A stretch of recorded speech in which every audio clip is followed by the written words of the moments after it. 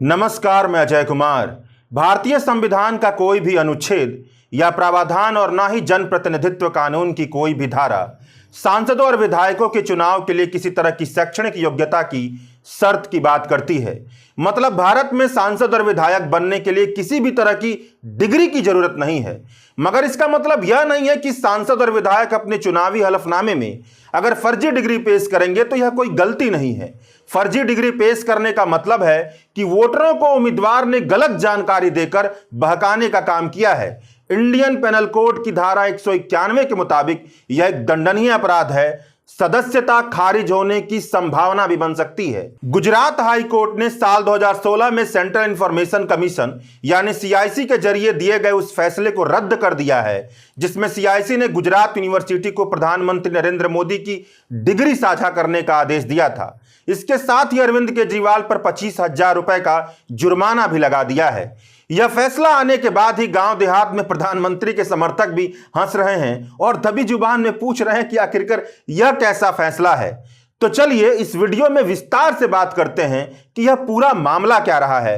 प्रधानमंत्री नरेंद्र मोदी की डिग्री असली है या फर्जी, इसे लेकर लोगों के मन में संशय क्यों बढ़ता जा रहा है। अरविंद केजरीवाल अपना पक्ष रखते हुए लोगों को यह बात भी समझा रहे हैं कि क्यों एक प्रधानमंत्री को पढ़ा लिखा होना जरूरी है। तो इस वीडियो में इस पर भी बात की जाएगी कि संसद और विधायक की शैक्षणिक योग्यता को लेकर भारत के संविधान से निकली समझ क्या कहती है। पढ़ाई लिखाई से ज्यादा वह कौन से पैमाने हैं जिनके आधार पर हमें नेताओं को परखना चाहिए। याद कीजिए आम आदमी पार्टी के भूतपूर्व कानून मंत्री जितेंद्र सिंह तोमर को इन पर एफिडेविट में यानी हल्फनामे में फर्जी डिग्री दाखिल करने का आरोप लगा था। इसी समय भाजपा सरकार में मानव संसाधन मंत्री के तौर पर कार्यरत स्मृति ईरानी पर भी फर्जी डिग्री का आरोप लगा था। मगर दिल्ली पुलिस ने जितेंद्र सिंह तोमर के मामले में जितनी तत्परता दिखाई उसके मुकाबले स्मृति ईरानी के मामले में रत्ती भर भी नहीं दिखाई। जितेंद्र सिंह तोमर को गिरफ्तार किया गया। साल 2015 में फर्जी डिग्री के चलते इन्हें अपने पद से इस्तीफा देना पड़ा। बाद में दिल्ली हाईकोर्ट ने साल 2015 में दिल्ली विधानसभा में मिली इनकी सदस्यता भी रद्द कर दी। जब यह मामला उठा और अरविंद केजरीवाल की सरकार को घेरा जाने लगा तो यहीं से हवाओं में तैर रहा प्रधानमंत्री नरेंद्र मोदी की डिग्री से जुड़ा विवाद भी तुल पकड़ने लगा। आम आदमी पार्टी के नेता और अपनी डिग्री दिखा रहे थे और चुनौती दे रहे थे कि प्रधानमंत्री नरेंद्र मोदी भी अपनी डिग्री दिखाएं। यही मामला बढ़ते बढ़ते यहां तक चला आया है कि देश यह जानना चाहता है, अंग्रेजी में कहें तो नेशन वांट्स टू नो, कि वह कैसे माने कि प्रधानमंत्री नरेंद्र मोदी की डिग्री फर्जी नहीं है। साल 2014 में चुनाव आयोग को सौंपे गए अपने हलफनामे में नरेंद्र मोदी ने पहली बार यह स्वीकार किया कि वह शादीशुदा हैं। 2014 से पहले लड़े गए गुजरात के विधानसभा चुनाव में नरेंद्र मोदी ने अपने हलफनामे में कभी नहीं स्वीकार किया था कि वह शादीशुदा हैं। यही बात लोगों को खटकी। लोगों को लगा कि जो व्यक्ति अपने शादीशुदा होने की जानकारी झूठी दे सकता है वह कई सारी जानकारियां भी झूठी दे सकता है। उसकी किसी बात पर भरोसा करना जायज नहीं है। यहीं से यह संदेह भी पनपने लगा कि क्या नरेंद्र मोदी की सौंपी गई दूसरी जानकारियां सही है या नहीं। साल 2014 के लोकसभा चुनाव में चुनाव आयोग को सौंपे गए हल्फनामे के मुताबिक नरेंद्र मोदी ने साल 1978 में डिस्टेंस लर्निंग प्रोग्राम के तहत दिल्ली यूनिवर्सिटी से बीए और साल 1983 में गुजरात यूनिवर्सिटी से एमए की डिग्री हासिल की है। नरेंद्र मोदी के इस दावे को लेकर प्रधानमंत्री कार्यालय, चुनाव आयोग, दिल्ली यूनिवर्सिटी और गुजरात यूनिवर्सिटी में कई सारे आरटीआई दाखिल किए गए। प्रधानमंत्री कार्यालय से जवाब आया कि चुनाव आयोग से पूछिए। चुनाव आयोग से जवाब आया कि चुनाव आयोग की वेबसाइट पर जाकर देख लीजिए। गुजरात यूनिवर्सिटी ने जवाब दिया कि साल 2015 के सूचना के अधिकार के कानून के तहत यह जानकारी सार्वजनिक यानी कि पब्लिक नहीं की जा सकती है। दिल्ली के निवासी हंसराज जैन ने भी दिल्ली यूनिवर्सिटी में आरटीआई दाखिल कर नरेंद्र मोदी की डिग्री के बारे में पूछताछ की थी। उन्हें भी किसी तरह का मुकम्मल जवाब नहीं मिला। इसी समय आम आदमी पार्टी के नेता जितेंद्र सिंह तोमर पर भी फर्जी डिग्री का विवाद का मामला चल रहा था, जिसे ऊपर बताया गया। आम आदमी पार्टी पर जमकर हमला हो रहा था। इसी समय केंद्रीय सूचना आयोग ने केजरीवाल से उनकी चुनावी फोटो पहचान पत्र के बारे में जानकारी मांगी थी। अप्रैल 2016 में अरविंद केजरीवाल ने चीफ इंफॉर्मेशन कमिश्नर यानी सीआईसी श्रीधर आचार्यलू को बड़े ही कठोर शब्दों में एक चिट्ठी लिखी। उस चिट्ठी का लब्बो लुबाब यह है कि अरविंद केजरीवाल कहते हैं कि मुझसे जुड़ी जितनी भी जानकारियां हैं उसे सार्वजनिक करने में मुझे कोई दिक्कत नहीं है, लेकिन मुझे पता चला है कि प्रधानमंत्री नरेंद्र मोदी की डिग्री से जुड़ी जानकारियां सार्वजनिक करने पर रोक लगा दी गई है। कई मीडिया रिपोर्ट में यह आरोप लग रहा है कि नरेंद्र मोदी के पास किसी भी तरह की डिग्री नहीं है। ऐसे में पूरा देश नरेंद्र मोदी की डिग्री की सच्चाई जानना चाहता है। आपने जो रोक लगाया है वह गलत है। नरेंद्र मोदी से जुड़ी जानकारियां सार्वजनिक करने की हिम्मत दिखाएं। सेंट्रल इंफॉर्मेशन कमीशन यानी केंद्रीय सूचना आयोग ने इस चिट्ठी को एक आरटीआई एप्लीकेशन की तरह माना और गुजरात यूनिवर्सिटी और दिल्ली यूनिवर्सिटी को आदेश दिया कि वह प्रधानमंत्री नरेंद्र मोदी की डिग्री से जुड़ी जानकारियां साझा करें। इसी के बाद भाजपा के नेता अमित शाह और अरुण जेटली ने प्रेस कॉन्फ्रेंस कर प्रधानमंत्री नरेंद्र मोदी की बीए और एमए की डिग्री सार्वजनिक की और कहा कि अरविंद केजरीवाल ने देश का नाम बदनाम किया है, उन्हें माफी मांगनी चाहिए। पलटकर आम आदमी पार्टी के उस समय के सदस्य आशुतोष ने प्रेस कॉन्फ्रेंस कर कहा कि अमित शाह और अरुण जेटली भगवान नहीं है कि उनकी बात मान ली जाए। सार्वजनिक की गई डिग्री में कई सारी खामियां हैं, यह डिग्री फर्जी है। Gujarat university central information commission के नरेंद्र मोदी के डिग्री देने के आदेश पर गुजरात हाईकोर्ट चली गई थी। गुजरात यूनिवर्सिटी ने कहा था कि सीआईसी का आदेश त्रुटिपूर्ण है, इसे रद्द करने की जरूरत है। 7 साल बाद इसी मामले पर फैसला आया है। गुजरात हाईकोर्ट की सिंगल बेंच के जज बीरेन वैष्णव ने चीफ इंफॉर्मेशन कमिश्नर के 2016 में दिए गए आदेश को रद्द कर दिया है। इसके साथ अरविंद केजरीवाल पर 25,000 रुपए का जुर्माना भी लगा दिया है, जिसे 4 हफ्तों के भीतर गुजरात राज्य विधिक सेवा प्राधिकरण के पास जमा कराना होगा। जानकारों का कहना है कि मोदी सरकार के दौर में मौजूद संस्थाओं की आजादी को लेकर अनगिनत सवाल खड़े हो चुके हैं। यह फैसला भी उसी फहरिस्त में शामिल होता है। इस फैसले के बाद आम आदमी पार्टी के नेता संजय सिंह ने प्रेस कॉन्फ्रेंस करके कहा कि अमित शाह के जरिए प्रधानमंत्री की जो डिग्री सार्वजनिक की गई है वह फर्जी है, अपने आप में कई सवाल खड़ा करती है। प्रधानमंत्री के मास्टर ऑफ आर्ट यानी एमए की डिग्री में यूनिवर्सिटी की स्पेलिंग गलत है। यूनिवर्सिटी में विक्ट्री का वी आता है, जबकि इसमें इस्तेमाल बैट वाला बी किया गया है। इस तरह से यूनिवर्सिटी के बजाय यूनिवर्सिटी हो गया। मगर fact check website Alt News के पत्रकार अभिषेक ने ट्वीट कर यह जानकारी दी कि यूनिवर्सिटी वहां नहीं लिखा है। यह वर्तनी की गलती नहीं है, हो सकता है कि उस फॉन्ट परिवार में से एक का उपयोग किया गया हो जहां lower case V lower case B जैसा दिखता है। मगर संजय सिंह ने अपने प्रेस कॉन्फ्रेंस में यह भी कहा कि जिस लिपि शैली में यानी जिस फॉन्ट में मास्टर ऑफ आर्ट्स लिखा गया है उसकी शुरुआत साल 1992 में की गई है, जबकि प्रधानमंत्री नरेंद्र मोदी का कहना है कि उन्होंने 1983 में एमए की डिग्री हासिल कर ली थी। इसका मतलब क्या बनता है? गुजरात हाईकोर्ट का फैसला हास्यास्पद है। भारत के चुनाव आयोग का नियम कहता है कि अगर चुनाव आयोग को सौंपी गई डिग्री फर्जी निकलती है तो सदस्यता खारिज हो सकती है। यह बहुत बड़ा फर्जीवाड़ा है, ना वह सांसद बचेंगे और ना ही वह चुनाव लड़ सकेंगे। अरविंद केजरीवाल ने भी गुजरात हाई कोर्ट के फैसले के बाद प्रेस कॉन्फ्रेंस किया।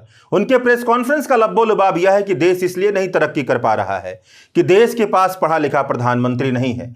21वीं सदी में पढ़ा लिखा प्रधानमंत्री होना चाहिए। प्रधानमंत्री नरेंद्र मोदी कहते हैं कि नाले के गैस से चाय बनाई जा सकती है। बादलों के पीछे से अगर कोई हवाई जहाज जाए तो उसे रडार नहीं पकड़ पाएगा। क्लाइमेट चेंज कोई समस्या नहीं है। क्या कोई पढ़ा लिखा प्रधानमंत्री इस तरह की बातें करेगा? ऐसी बातें सुनकर पूरी दुनिया भारत पर मुंह दबाकर हंसती है। अगर देश का प्रधानमंत्री पढ़ा लिखा नहीं होगा तो आप उससे किसी भी कागज पर जब सैकड़ों कागज दस्तखत करने होते हैं तो दस्तखत करवा लेंगे। गुजरात हाई कोर्ट के फैसले के बाद प्रधानमंत्री नरेंद्र मोदी की डिग्री पर और अधिक संशय बढ़ गया है।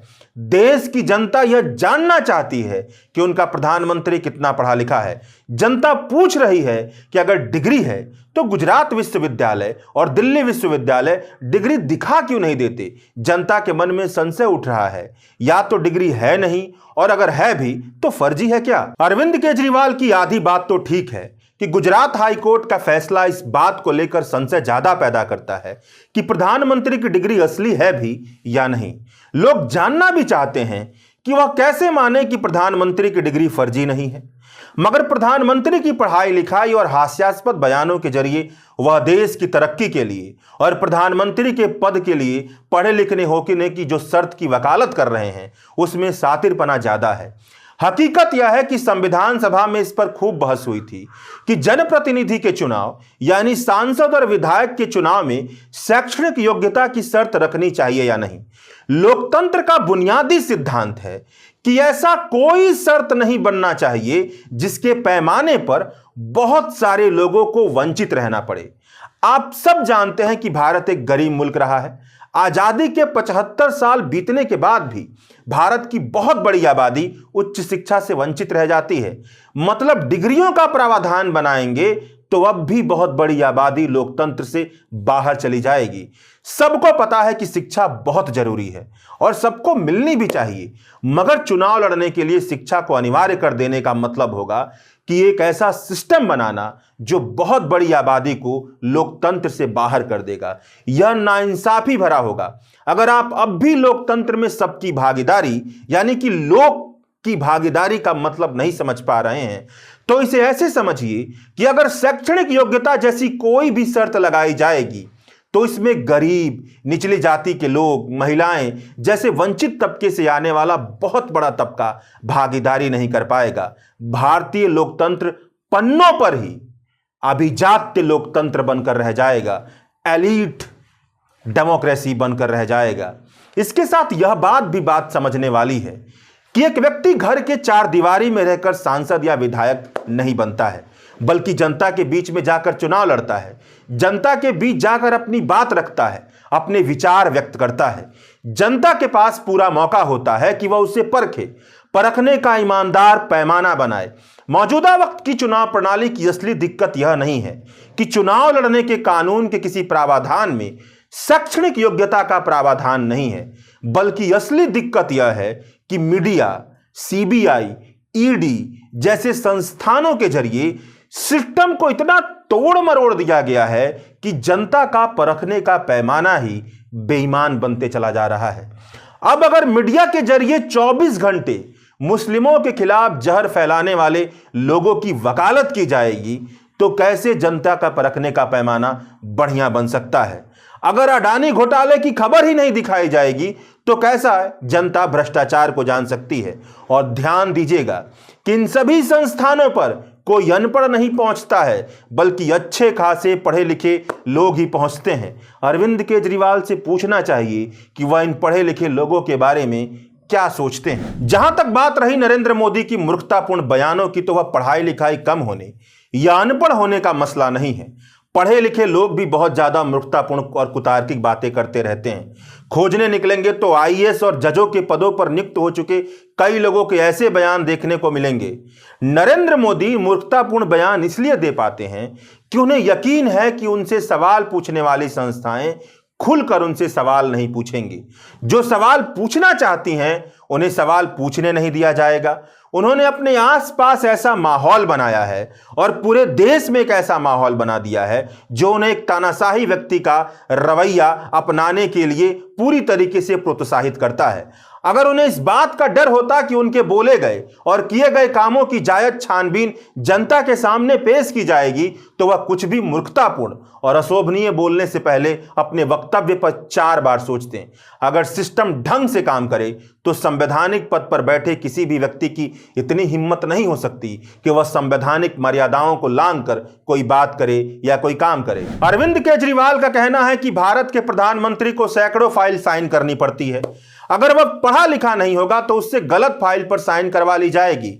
चूंकि अरविंद केजरीवाल भी अपनी तानाशाही रवैया की तरह भारतीय राजनीति को सोचते हैं, इसलिए उन्होंने इस बात को मान लिया है कि देश को एक व्यक्ति चलाता है। इसमें हमारी मीडिया संस्थानों की भी बहुत बड़ी गलती है, जो इस तरह से चर्चा करती हैं जिससे आम लोग सिस्टम के कामकाज को, उसके पेच को ढंग से समझ नहीं पाते हैं, उसकी जिम्मेदारी और कर्तव्य को नहीं समझ पाते हैं। चुने हुए प्रतिनिधि का काम यह होता है कि वह लोगों के दुख दर्द को समझे, संसद और विधानसभा में उनकी आवाज उठाए। बाकी सब काम करने के लिए आईएएस अधिकारी, सेक्रेटेरिएट और क्लर्क होते हैं। मान लीजिए कि औद्योगिक क्षेत्र या पर्यावरण से क्षेत्र जुड़ी किसी महत्वपूर्ण दस्तावेज या फाइल पर हस्ताक्षर करना है। प्रधानमंत्री या किसी भी नेता की जिम्मेदारी बनती है कि वह इस क्षेत्र के जानकार, इस क्षेत्र में काम करने वाले अधिकारियों के समूह से बातचीत कर ऐसा फैसला ले जो लोकहित में हो। यही नियम है। अगर वह ऐसा नहीं करता है तो इसका मतलब है कि वह तानाशाही रवैया अपना रहा है। जैसा कि प्रधानमंत्री पर नोटबंदी के फैसले को लेकर आरोप लगता है कि उन्होंने आरबीआई की बात भी नहीं मानी।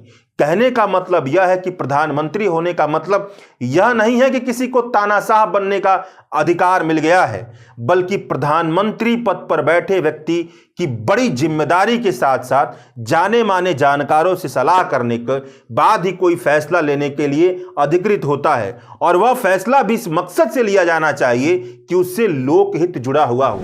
अब दिक्कत यह है कि यहां का भी सिस्टम का गड़बड़ हो चुका है। अगर आईएएस अधिकारी संविधान के मूल्यों से ज्यादा अपने पद, प्रतिष्ठा, नौकरी की पैरवी की ज्यादा चिंता करेंगे तो ऐसे तमाम काम करेंगे जो संविधान के मुताबिक उन्हें नहीं करना चाहिए।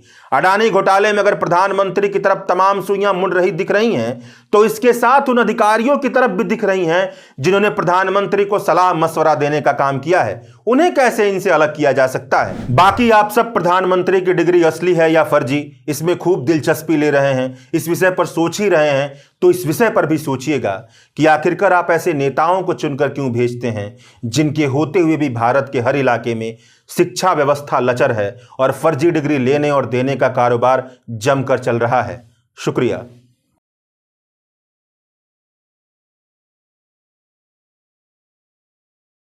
द वायर के और वीडियोस देखने के लिए सब्सक्राइब करें और बेल आइकन पर क्लिक करें। स्वतंत्र पत्रकारिता की आर्थिक मदद करने के लिए डिस्क्रिप्शन में दिए गए लिंक पर जाएं और अपनी राशि चुनें।